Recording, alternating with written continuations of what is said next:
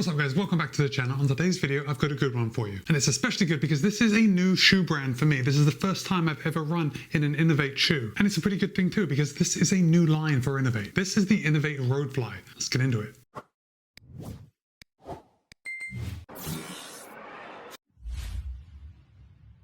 Okay, let's get started with those disclosures. Inov-8 was good enough to send me this pair of the Roadfly for the purpose of review. However, they haven't told me what to say. They don't have any editorial privileges, and all the thoughts and opinions are my own. With that said, you're going to be able to pick up a pair of the Inov-8 Roadfly for $130 or £100 in the UK. Now, right off the bat, I was pretty impressed with that price, and I'm very impressed that they're only charging £100 for this shoe in the UK. Of course, it is a UK company, so it makes sense, but I don't like when I see a shoe that is the same cost in the US as it is in the UK. So, you know, like $150. £150. But Inov-8 is right on top of that with their price. But anyway, here in the US where I live, you're going to be able to pick up a pair of the Roadfly for $130. Now, I don't know how familiar you are with Inov-8, but they have taken some time off from making road running shoes. Right? They are definitely a more trail running or fell running company. But they did make road running shoes a couple years ago, and now they are just getting back to it. And they're coming out with a new entire line of road running shoes. Now, that line is going to be called Roadfly, and this first release is the namesake of that line, the Roadfly. Okay, I already think I've said Roadfly too much. But let's jump right into the specs. The Inov-8 Roadfly has 27 in the heel, 21 in the forefoot for a 6mm drop. Now that is a total stack height. So we've got the midsole, we've got the outsole rubber, and then we've got the insert or the sock liner. Now the midsole foam on its own is only 18 and 12, but then you are getting that additional 9mm of stack height with the rubber, which is actually a 2mm stack. And then we've got the sock liner, which is an additional 7mm, and 7mm for a sock liner is pretty thick. Now it is removable, and while we're talking about it, I'm just gonna pull this out and show you. This is Inov-8's Boomerang sock liner, and this thing is fun. It is super thick, it's super squishy, and we're going to come back to this on the ride, but I just wanted to show you that you can pull it out if you need to. Slide this right back in.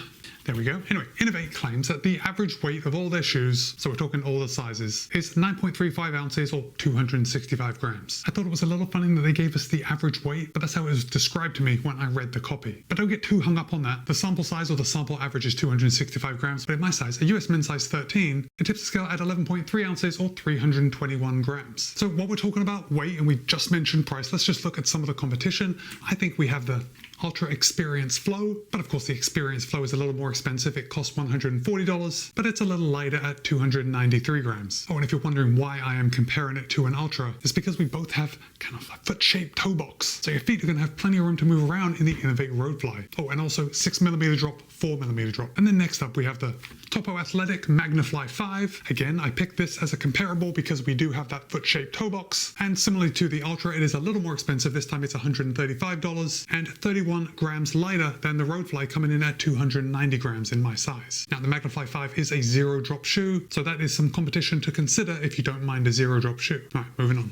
I should say that if you haven't run in a zero drop shoe, it's not really something you can just jump right into and run all your miles. You might find you get a little Achilles pain. So the 6mm drop in the Roadfly, for me at least, hits that sweet spot. It's right where I like my drop. But let's start with some materials, and of course we'll start at the top and work our way down. I'm gonna hold this up. Yeah, you can see that pretty well. We got a good amount of padding around the heel collar, definitely not over the top. The heel counter is semi-rigid, but if I hold this up, I can kind of squeeze it. Can you guys see that? It definitely is semi-rigid, maybe on the end of the spectrum as looser, but I did get a good heel lockdown. I didn't have any heel slip in the Roadfly. Of course, we've got this little heel pull on the back, which I didn't use at all, but I always like to see. Now, the upper on the Roadfly is a lovely light engineered mesh. Now, for me, running in this shoe in a Florida summer, obviously I'm going to soak it, but it still seemed like the shoe was very breathable. I didn't have any issues with breathability, but that probably has something to do with this anatomical foot-shaped toe box, which is just keeping my feet nice and comfortable, you know, in their original shape, which is always nice. Oh, and before I get too far away from the fit, it does fit true to size. It fit me like most other shoes out there. Now, briefly about overlays, there really aren't that many. We have the branding on the lateral and medial side. We do have some overlays coming around the heel. Let me just show you there. I think that's just adding a little more structure to that heel. There is an internal heel counter, again, semi-rigid, and I think these extra overlays are just giving a little extra support to the heel. We have an underlay coming around the toe box just to keep that upper off your feet, and then of course an overlay coming right around the eyelet chain, so you can really cinch down those laces to get a good fit.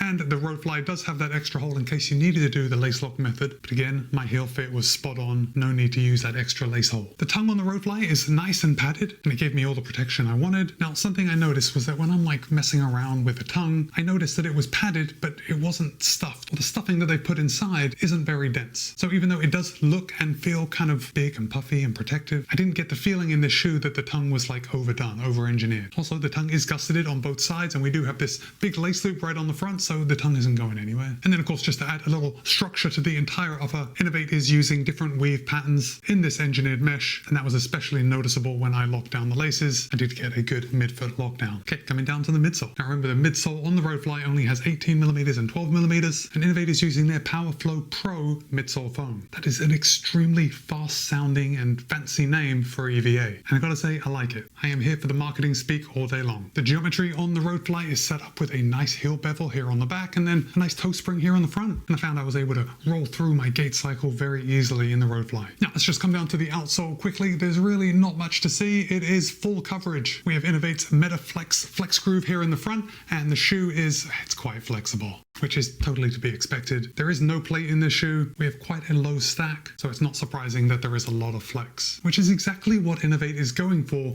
with this and the other shoes in the Roadfly line. Inov-8 has totally bucked the trend of going with these max cushioned and sometimes plated shoes, and they're focusing on a lower stack and kind of low profile running shoes to give you a more natural feel and a sense of road feel, and that you are connecting with the run itself rather than being separated by a giant stack of midsole foam. But that's not to say that the Inov-8 Roadfly was not protective. I was actually surprised how protective it was. Now look, I'm definitely a product of the time. I do review a lot of road shoes, and I do find myself partial to these max stack shoes. And I have to say that if I was going out for, let's say, a 20-mile long run, let's say my long run training for a marathon, I am probably not going to grab the Roadfly, and that is simply because when I'm going out for hours and hours and hours, I want just a little more cush under my foot. But that's personal preference. Now, in my testing period of the Roadfly, I did go out for a maximum duration of 2 hours in the Roadfly, and it felt absolutely fine, which leads me to conclude going out for a 3-hour run would probably feel exactly the same. So ultimately, what I'm getting at, if you are drawn to a shoe with a low stack like this, I don't want you to be scared away. I think there is enough cushioning in the Roadfly for you to successfully run however long you want. It's just going to be a little more connected feel, you know what I mean? You are going to get that more natural feeling of running than you do when you are totally separated from the run, from the road. And that's all by design. Okay, so let's start when I first put my foot into the shoe. I thought the step-in feel was absolutely wonderful. The Roadfly has been in line as far as testing and reviewing goes. So while I've been running in the shoe, I've also been testing a few other much narrower shoes. So to put my foot into the Roadfly after these super narrow shoes and have this anatomical foot-shaped toe box was a real treat. It was like giving myself room to breathe. Now, thinking back to my very first run in the Roadfly, I know my first couple of steps, I was a little like, I think this is a little firm for me, but I do have to point out to you, and by pointing it out to you, I'm kind of just reminding myself that I am very rarely happy in the first couple of steps in a shoe. It's like I can't get out of my own way, and I let my expectations take over, and if it's not exactly what I'm thinking, then I'm always thinking to myself, this is too soft, this is too firm. But I have to tell you, that this shoe was not too firm to run in. And I can't exactly explain it, or I'm not going to be able to articulate what I actually felt. But the shoe did feel firm, but it had undertones of softness. And it wasn't until that I removed this footbed on my first run that I actually was able to determine what that feeling was. And I think the PowerFlow Pro midsole foam is a little on the firm side. I think that's probably it. In fact, let's do a durometer test. We'll take a couple of readings. Right here on the heel, we have 37, 37.5. In the midfoot, 36. And then in the forefoot, 36 again. So very even throughout. In fact, while I'm here, let me just compare that to the Ultra Experience Flow. And the Ultra Experience Flow has a reading of 29, 30, and 30, 31 in the forefoot. So the Ultra Experience Flow is just a little softer by durometer standpoints. But remember, we do have this boomerang sock liner right here. And again, just look how thick that is. That is exactly what is giving me those undertones of softness. So even though the midsole foam felt a little firm, it felt soft at the same time. And I actually really like that combination. So I actually think Inov-8 is onto something pretty good with this boomerang insole and their PowerFlow Pro midsole foam. But they already know this because that combo is included in a lot of their other shoes. But again, I'm here for for it. I thought it was a very satisfying feeling underfoot. Now, in my testing, I did just run easy. I did throw a couple of strides into a couple of those easy runs when I was testing the shoe, and the shoe picked up just fine. But I would say the Inov-8 Roadfly is your daily trainer. This is the shoe that you're going to put on day after day and just churn out those miles. And the shoe just works. Now, I was just thinking about wear.